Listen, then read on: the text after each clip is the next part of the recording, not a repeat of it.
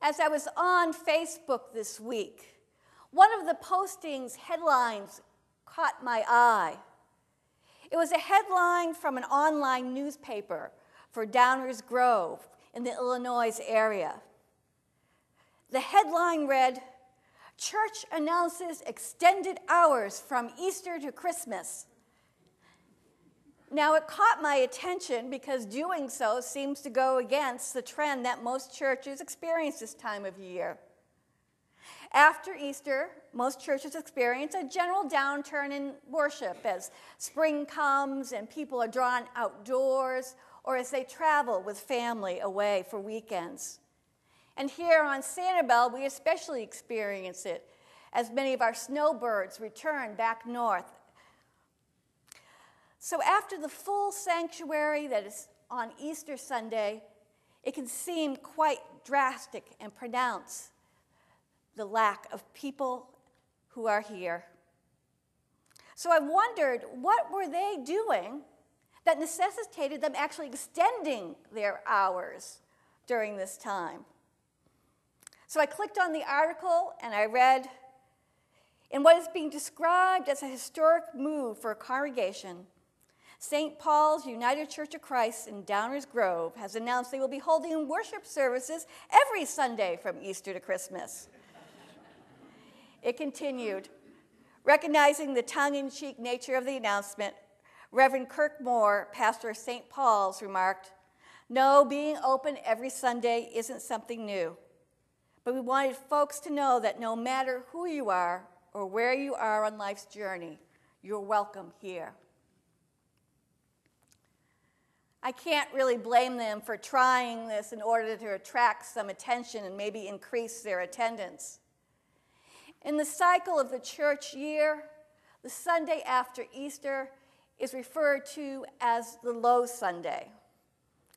Many churches share a similar occurrence on this Sunday, a drastic decline in the attendance from last week, sometimes even the lowest number of the year. The decline seems to coincide with the lilies disappearing and those smattering of Easter bonnets being put back on the shelf. And though the term for Low Sunday probably originated for another reason, it's now used to refer to this great decline in attendance compared to Easter Sunday last week. But there's another occurrence that many churches share in each week after Easter, and it's the gospel passage that we heard just a few moments ago. For churches like ours that use the 3-year lectionary cycle, this reading from John is the reading for the second Sunday of Easter each and every year. Each year we hear of disciples hiding behind closed doors, then Jesus suddenly appearing, breathing on them and offering them peace. And we hear again about poor Thomas, who had the misfortune to be the only one who wasn't there with the others. And though he only asked for what the other disciples received, he now carries that misnomer of doubting Thomas for saying he too needed to see Jesus. What jumped out for me from this familiar story is that even after the resurrection, the disciples still struggle with what it means. Not necessarily with whether or not Jesus has been raised from the dead, but they struggle with what exactly has happened.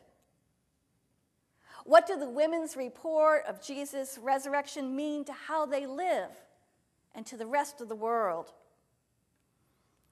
For John's gospel tells us that even after Jesus has shown himself to all the disciples except the missing Thomas, even after he has offered God's peace to them and breathed on them with the Spirit of God, a week later, they are still behind closed doors, exactly where Jesus found them the week before. So is it any wonder that Thomas hesitates to accept their reports of seeing Jesus alive? After all, they're still grappling with it themselves. Instead of being empowered by the reports of Jesus' resurrection, the disciples are still living in fear of the powers outside their door. After all, if they open those same doors, they will see the same streets where Jesus was led down onto his execution.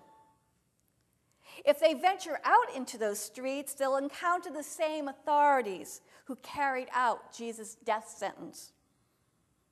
And if they try to disappear into the crowds of people, as they pass through those who out of their fear or hate turned on Jesus, the disciple will see reflected in each person's face their own betrayals and failures.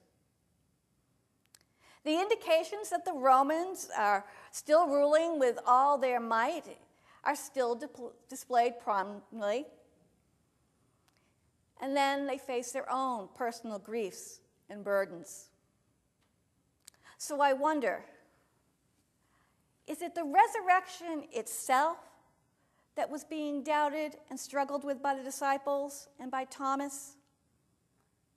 Or do they wrestle with how it could be that with Jesus' resurrection, nothing is the same as before, and at the same time, it appears as if nothing has changed? This can be something that we struggle with today. I suspect this is part of the reason that this is a low Sunday. That while there is a great need and even a great hunger for the resurrection story, there is also the reality that faces us each day. How do we reconcile the resurrection with what we see and hear about when we walk out these doors? We hear of another police shooting that is raising racial concerns. We hear of partisan politics get more entrenched each day, of escalating violence in Yemen and in other countries, and even closer to home. We say last Sunday and today with joy that Christ is risen, and we mean it.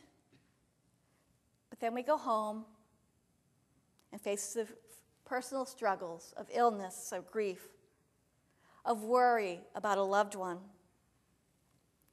So it can be a struggle to hang on to the good news in the face of all this.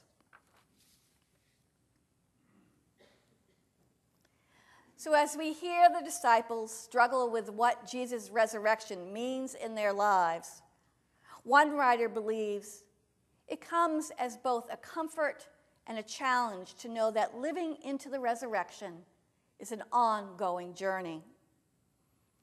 It is a comfort to hear that God comes to a bewildered and lost group of disciples who are longing to see Jesus again, longing for Jesus' guidance and direction, and Jesus is able to offer them peace.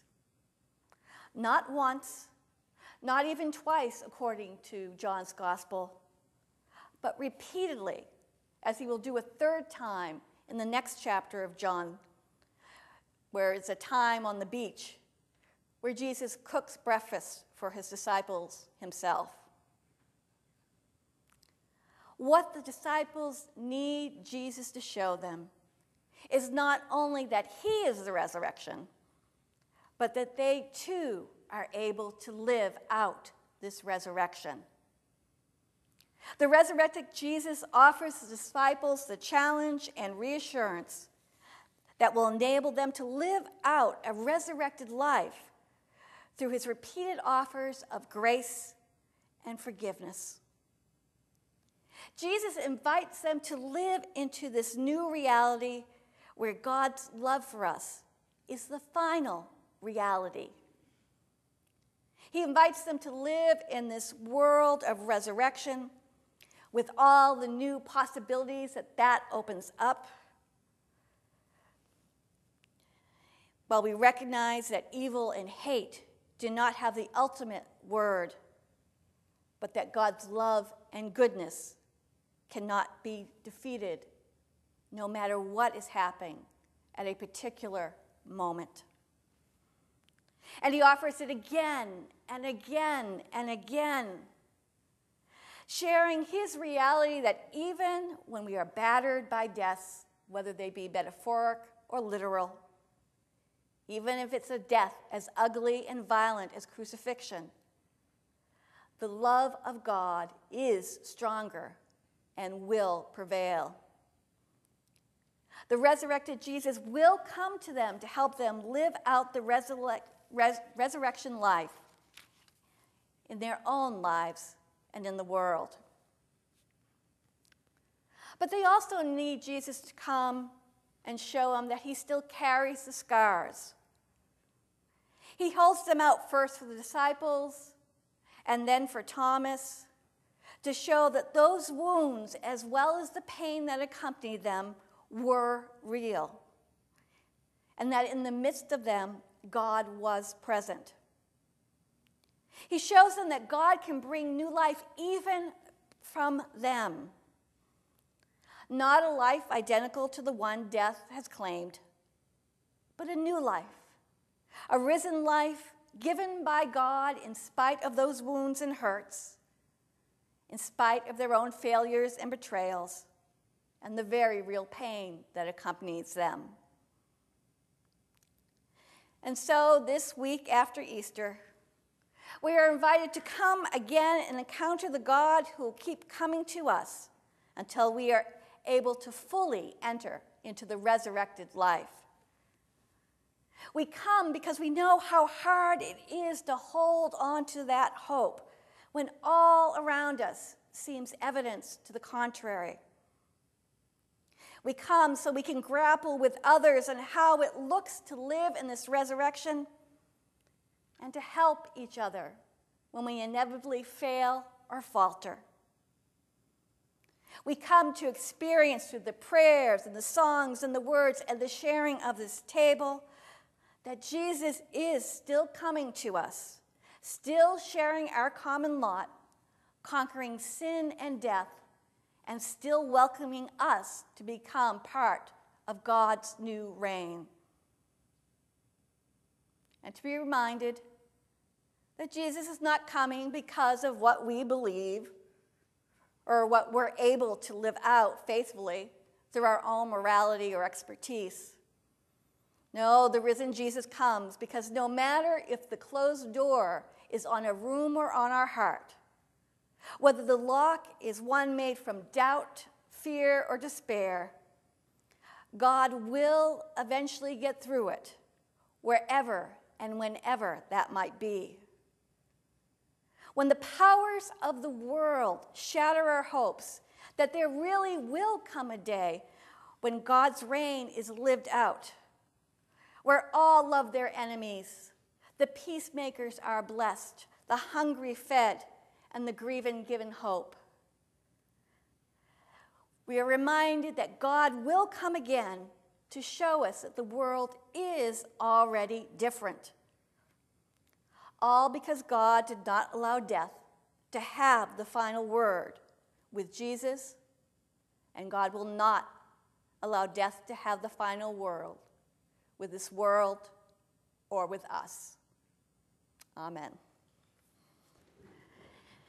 Many of you are probably familiar with the late Paul Harvey's radio show, The Rest of the Story. Each week he would pick an item in the news or interest that caught his eye, and he would go and see what the history behind it was or what happened next. And as he introduced each one, he would say, "Now for the rest of the story." The Sunday after Easter, each of the following 51 Sundays are time for now, the rest of the story.